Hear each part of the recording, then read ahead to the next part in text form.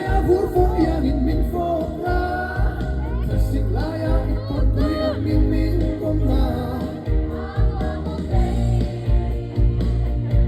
kasai tiang lo nuam sai ngai na po ang lo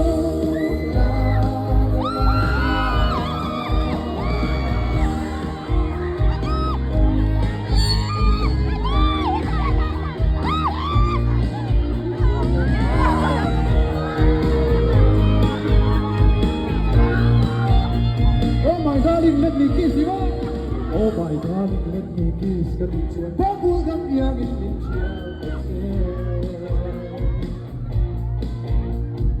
I love you. Itin hebe chon kilong vangin ko'y tung kasuang ngaya. Ton mang angkan min fei ve la.